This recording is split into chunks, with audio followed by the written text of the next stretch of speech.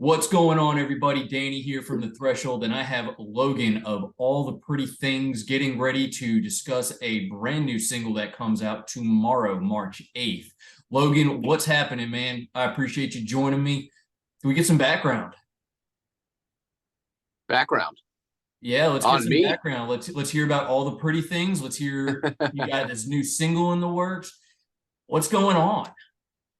Man, yeah, so we're a bunch of dudes who figured out that we liked hanging out with each other and we liked playing music together. And yeah, we got this newest single coming out. It's called Every Now and Then.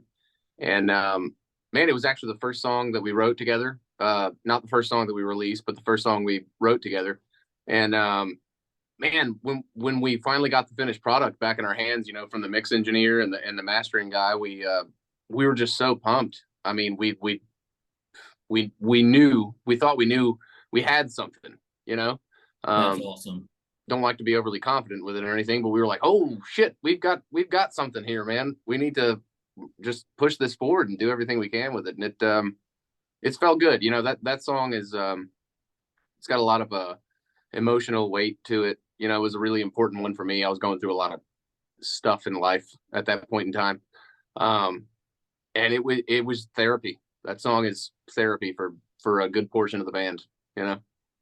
Well, I think that it probably goes without saying these days, but I feel like that is a topic that probably needs to be screamed at from every avenue possible. So I think hearing that it's powerful stuff, and I appreciate you being willing to come forth with that, man. Yeah, for Um, sure. you said that this song was actually the first one that you guys wrote, but so Teenage Lines came out about 4 months ago. So Yeah. can, between juggling the two, were you guys, I guess, what's the transition look like, and how is this song in comparison to the first single? Yeah, so Teenage Lines, it was just a little more, well, for one, it's a shorter song than this new Every Now and Then song. So it kind of fit the radio sort of first single vibe a little better. Yeah. And we really love that song, and it's a heavy hitter. It's right in your face. It's got a nice catchy hook, but this one, I don't know. It seemed like a good follow up, and we're hoping that we can take those listeners that kind of gravitated towards Teenage Lines and introduce them to this song. And um, you know, I guess there's a lot of controversy, not controversy, but back and forth about the whole human attention span this day and age, and whether or not they can handle longer songs. And it's not like it's insane. It's 4.5 minutes long. It's not like an epic, you know what I mean? But This is the next Tool album, is what you're saying. right, yeah, we're not putting Okay. out a 7.5 minute music video, but it's like I like to think that people are still patient enough, or the right people are still patient enough to like listen to a song, try and absorb the meaning, and stick around for 4.5 minutes, and I think that the fans that we want to garner are definitely going to be okay with that sort of thing. Uh, Definitely feel that. It's funny. I feel like none of us could go anywhere at this point without feeling like, oh my God, what's that? Oh my God, what's that? Let me quickly scroll on my phone and see what else is going on. And meanwhile, Yeah. but at the same time, particularly in what I've seen in the scene as a whole, it's when that song hits, you could see when people are captivated. So Yeah. I'm definitely excited to get to hear that tomorrow and just feel that captivation and get those responses too. Well, Um, I appreciate you, man. And I thank you for, like taking an interest and having us here. oh man, absolutely. I appreciate the willingness to jump on. Let me ask a little bit kind of background on the band. So this is the second single. How long have you guys been jamming? I feel like you guys have probably all intersected on the road at some point or another, but how'd you link up and how'd you get to today? Man, yeah, that's a good question. Man, I've known Worth. So Worth is our guitarist. He's one of the primary songwriters. He's like the producer, audio engineer, because we record everything like right here behind me. Um, and I've known him forever. Like, we haven't necessarily been like the closest friends or anything, but like my bands have always shared bills with his bands growing up, and you know we've crossed paths a whole lot, and we're from the same hometown essentially. Um, and he knew Tristan, who's the other guitar player. I never actually met Tristan before this. But Worth and Tristan were close, and they had started up this project, and they had some instrumental sort of demos, one of which was Teenage Lines, and one of which was Every Now and Then. And they were looking for a vocalist, and I was at Worth's house one day recording bass for another project called Striking Copper, which is like a roots rock kind of Americana band from here in Wilmington. Great band, check them out. And Worth just kind of popped on some of these demos of his and Tristan's, and I was like, man, I have to like try and put some vocals down on this. And it took me a while. I'll be honest. You know, like right after that, COVID hit, and I was like living in the mountains, and I was like locked up in my house, and I couldn't quite get motivated to do much of anything. And one day it just happened, you know, and I took my time with the lyrics, and then as soon as I knew I was pretty close to the right thing that needed to happen for the song, I went downstairs and I demoed out the song, and I put all the harmonies on it. And what's funny about this particular song, this is the only song that's going on this record where I recorded these vocals like demo style. I mean, I had a nice mic, but a nice mic and a decent interface, but for the most part, these were not how we've tracked the rest of the vocals. The tracking process for all the instruments was essentially the same, you know, very, very well captured in Worth's studio here where I'm sitting now. But man, I just went at it one day and did like 8 hours of like demoing out these vocals and just went for it. And it came down to it later on. We were like, should we retract these? And it felt like we just kind of captured the right thing on that first demo pass. And you know, we got Bo Burchell from Seos, and like master mixing engineer, like just dirtiest dude ever. And he beefed him up, you know, he made everything sound the way it needed to sound. And dude, he's a very big part of our sound. And that's a connection that came from Tristan, the other guitarist, as well. And so is Jeremy. And so is Jamie, our manager. I mean, like Tristan just sort of knows everybody. And he finds the right people, man, and hooks us up, and those people are enthusiastic about it, and we're very grateful for it. But man, it's kind of been this funny, I know I got off topic a little bit, but No, it's kind of been this funny hodgepodge of like, I knew Worth knew Tristan knew Jeremy, Tristan like reached out to Jamie one day, and we've just kind of been going with it. And it has been sort of this like fearless effort. Like Worth and I like to say that a lot. It's been like this, like make the decision, you know, like Jamie's the manager, she's a badass. Jeremy's the drummer, he's a badass. You know, like when we hear it, we know, and we just go for it. And for this record that we're about to put out, it feels the same way. It's like we're making a lot of quick decisions, but we're confident in those decisions, and just got to kind of be fearless about it and do what comes to your heart first.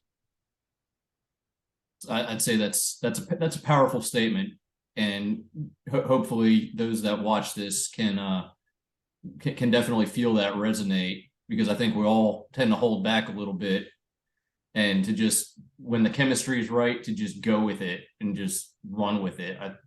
So that's awesome to hear. Yeah, for sure, man. And sorry, I know I got off topic a bit there, but you asked a question that got me fired up. Good. I mean, you could tell that it's not just the fact that you've got what sounds like to be a promising, amazing single that's going to drop tomorrow, but there's a different energy behind the band, behind what's going on. So let me kind of switch for a second and say, well, how does that differ from all of the other projects that you guys are involved in? Because I mean, your hands are all over the place. So yeah. How, you know, what's so different about this vibe? Man, that's a great question, really. And it's hard for me to speak for anybody else, but honestly, I've been in a lot of projects, a lot of different projects. You know, I've been in projects that were just like straight up indie rock, like basically Radiohead was our favorite thing in the world, kind of bands, and that sort of thing. And I've been in like prog metal bands, and it was always exciting. Like anytime you're in a studio and you're recording something and you start to hear that idea really come to life, it's super exciting. But you know, Worth and I talk about this a lot. There's just something different that we can't quite put our finger on about the energy in this particular band. And I'll try to shed some light on it. I think this is where we're coming from, but I think a lot of it is that, you know, we've grown up a lot, we've matured a lot, and I feel like we've had a chance to sort of shed our egos, you know. So there's not like this constant push and pull in the studio. I think everybody's just doing their best to do what's best for each song. You know, it's not like, let me show off my drum chops here, or let me show off my this or that. It's like, how do we make this song the best it can be? And everybody seems to be cool with that. And we can take constructive criticism. Nobody is a jerk to anybody else. It's like there's not like this weird power struggle. So that in itself, from an interpersonal standpoint, is like really exciting to work with people that are just like ready to make good music. And you know, if your idea wasn't the right idea, nobody's hurt. You know, let's try some other stuff. We'll all sit here and we'll all work on it together, kind of thing. And then just like with any other project, you know, we're sitting there in the studio, and because of all the stuff I was just talking about, it's like when those ideas are finally fleshed out and we can hear them played back to us, it's just tenfold more exciting than all the excitement from previous projects. And again, I can't speak for anybody else, but I feel like we've had enough conversations to where we're all on the same level about that, you know. That's awesome. And just kind of hearing you talk about it, I mean, it's gotta be liberating in a lot of ways too, to just come out of a room and just have that real feel good mentality on it. So that's just really cool to hear. Yeah, yeah, it's fun, man. It's rewarding constantly. It's a lot of work. Like we're trying to wrap up an entire record right now, 10 or 11 songs, and we're trying to do it before the end of this month. And you know, there's times where like I'm living at Worth's house where the studio is. So that we can like actually do this in the right amount of time and meet this deadline. And there's so many nights where we sit back and we're like, man, I'm just exhausted, like brain dead, physically exhausted, like not motivated whatsoever. And then we force ourselves to go down into the studio and just keep it going. And every time something that makes the record comes out of it, you know? That's cool. So you already answered kind of one of the questions that I did want to get to, which is, so what's after this single? So it sounds like there's a full length. Yeah, Can we expect tour dates, or, you know, where do you guys go from here? man, we are working on tour dates. That is a goal for this summer or this fall or whenever we can actually make it work. We want to do that more than we want to do anything. And I think we've got the connections and we've got the team in place to probably pull that off the way that we want to pull it off, you know. Um, we just want to do this stuff. Like we're not expecting to become, you know, these giant rock stars or anything like that, but we feel like we've got something cool to say, and we want to make sure we can say it to people, not just through Spotify. You know, Spotify is great. The streaming, you know, being able to put your music out this day and age independently and actually have people that you've never met or never had a connection with in your life hear it is is pretty incredible. But man, we want to get in front of people and like, you know, reprove this proof of concept. Yep. You know, like show you that it's not just this studio band that sits around and records and does this polished thing. Because I mean, we do work very hard. You know, we layer guitars and we play it until it's exactly the way we want it. You know, like we don't hold back there. But we want to be able to come and show people that it's not just a bunch of dudes sitting in a studio waiting until they get it Right. exactly right. We want to be raw, and we want to be vulnerable and just throw it out there in front of people on a stage. And Well, hell, yeah, that's the goal. there's such a personal connection too when you're actually at a venue, right? I mean, it's from being on stage to the people that are there to watch it to, I mean, every person that makes the engine tick. So yeah, I mean, you don't get that experience by streaming it. You get that taste for it, the urge for it, but you're not actually ready to experience it until you're there in person. So Yeah. wholeheartedly get that. Yeah. Game changer, man. You get to a show, man, as a band or as a spectator. I mean, you get into a venue and there's just like this buzz that you can't explain. And I mean, we've all felt it, dude. You walk into a show. I mean, before the band's even set up, you're like, dude, I am so ready for this. and Yep. it just changes your whole outlook on that band that you already know very well and that you came to see intentionally, or on a band you've never even heard of. Sometimes pops up on stage and just rocks your world, man.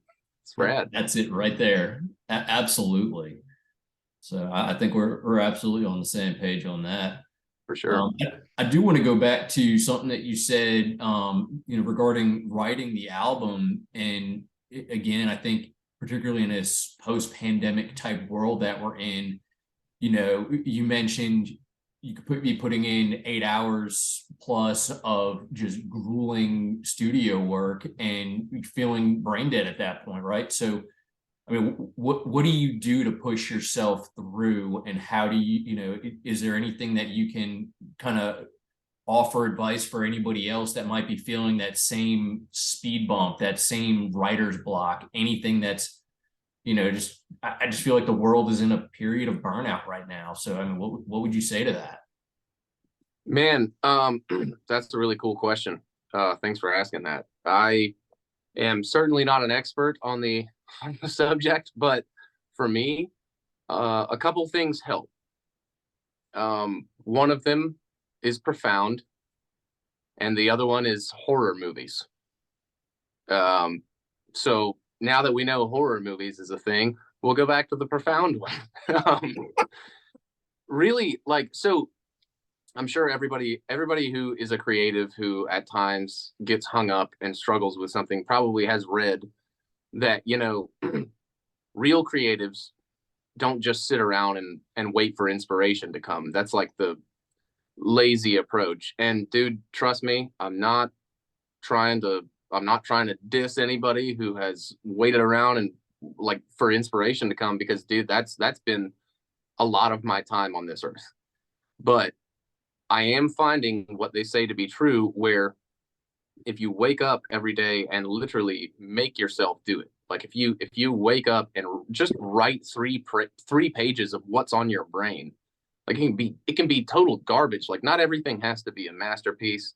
Not everything has to be the most life-changing, profound thing you've ever said. It's just like get up and do it.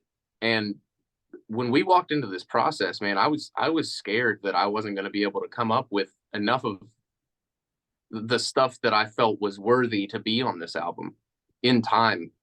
But the further that we get down the road here, I like every day I have more and more ideas because I've been making myself do it consecutively, like days in a row. Like just wake up and make yourself write, make yourself read a book or watch something that inspires you, or just go into the studio and scream at a microphone for 30 minutes. And I'll bet you something random that you did screaming into that microphone with no ideas actually sounded cool. And you can like, expound upon that and like turn it into an actual idea for the song. But yeah, apart from all the heady artsy fartsy stuff I just said, horror movies and hot tea. Horror I movies and mean, hot tea. All right. So, naturally, I'm going to have to ask, what's the go-to horror movie? dude, it follows is without a doubt. And what's funny is, and I'm not saying this just because I watched it last night. I've seen that movie a number of times, but I did watch it last night, and it just reminded me of like, so the reason I like horror movies, is because you have this genre of film that is traditionally full of absolute garbage. It's like 90% terribly made pieces of crap that I still love. And then when you sift through it enough and you find that 10% that's just like on all fronts a well-made film, it just happens to be in the horror genre. It's like Yep. really inspiring to me because they've overcome this stigma. Movies like It Follows and The Witch and The Conjuring and The Dark and the Wicked, like, dude, I can go. I love these things. But they have overcome this stigma, which I think is a really hard thing to do, and they've become like what I would call elevated horror, you know? And but to answer your question, It Follows is just score wise one of the best scores I've ever heard in any movie, not just in a horror movie. Um, but the whoever colored that movie is an absolute genius, and the script is insane. It's the most original idea I've ever encountered for a horror movie, you know. But you're also talking to a guy who loves the Paranormal Activity movies, you know, and every alien movie ever made. Like, Absolutely. so, I mean, I don't know why. It's funny. They inspire me, man. I'll literally fall asleep to them. And yes, I have been called a psychopath for that, but I've yet to realize whether or not it's true. Well, I'm really hopeful that someday in like, 10, 20 years, I'm not looking back and saying, "Oh my God, I interviewed that psychopath." Yeah, So he was crazy. I knew it from the start. I really hope that I don't have that epiphany at any point, but if I do, I'll be able to say I remember when. Yeah. Um, so Logan, I feel like you're kind of giving us a glimpse of who you are outside of music. And one of the things that I like to do towards an end of an interview is really ask these much more grounding questions to remind people that as grueling of a life of a musician can be, and you're often can be put up on a pedestal or stage, whatever it may be, that you're still just a guy, right? Like you're still out trying to have fun. You do things, right?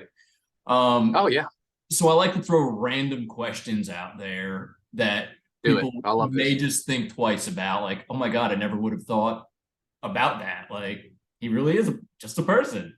So to ground this a little bit, I'm going to throw some really random questions. You don't need to explain your answer, but I'm just going to throw them your way if All you're right, good let's with do it. that. I All love right, it. cool. So what's your spirit animal? Oh, dude. I know the answer to this. I've actually like for some reason had this tested somehow. Um, somebody told me it was a wolf, but I genuinely feel like it's an otter. An otter. Okay. Yeah, I like it. What's your favorite Disney character? Aladdin.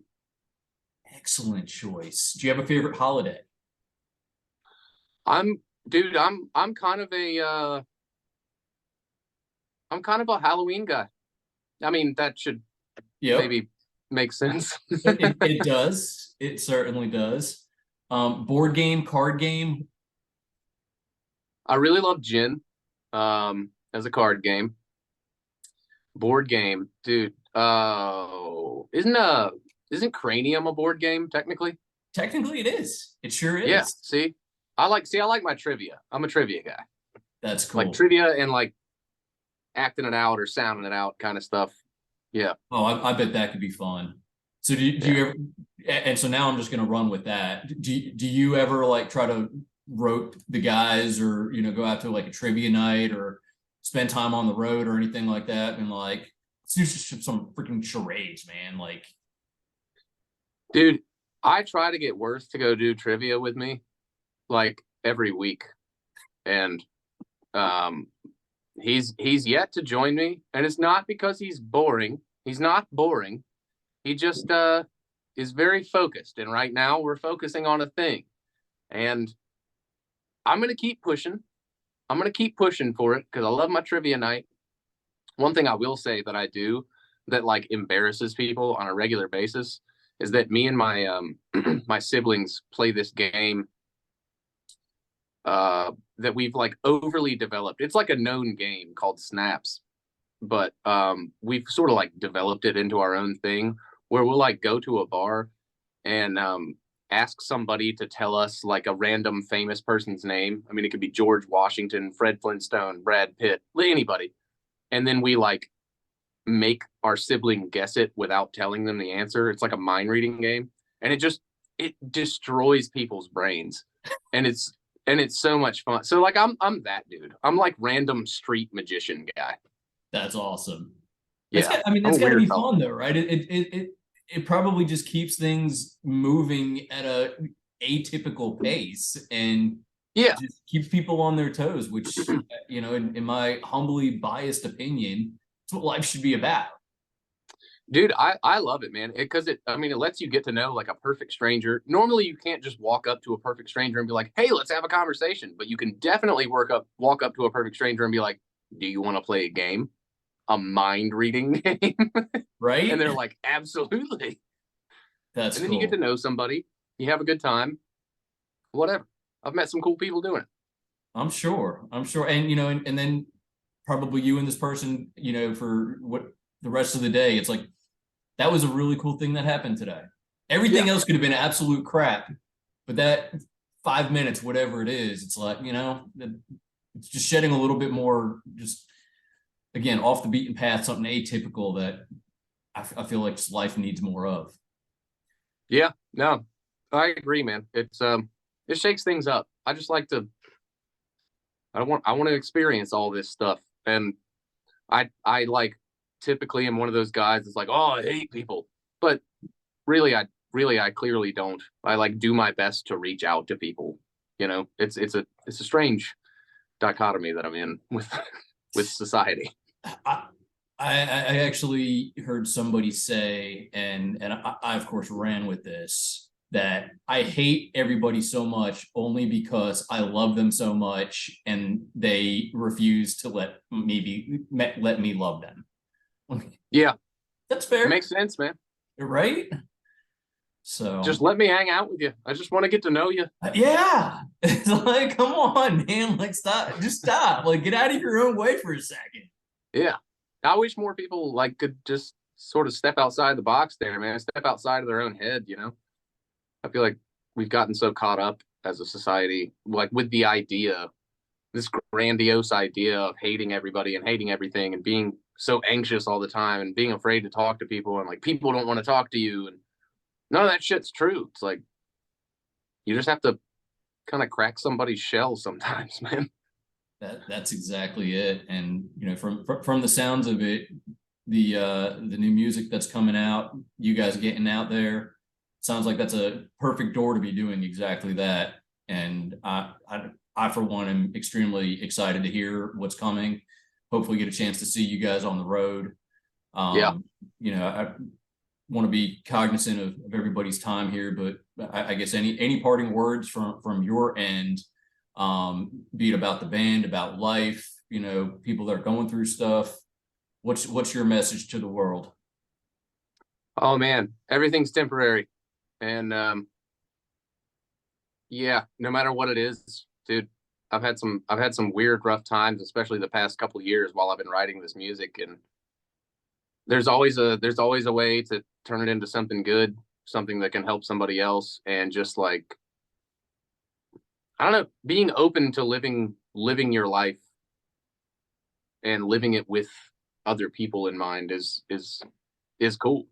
And I guess if I'm going to add something to that, it's probably please follow us on Spotify because that helps us out a whole lot more than you know, actually. It opens us up to all kinds of tools and artist resources that we can't access until we get a certain amount of followers. So there's that.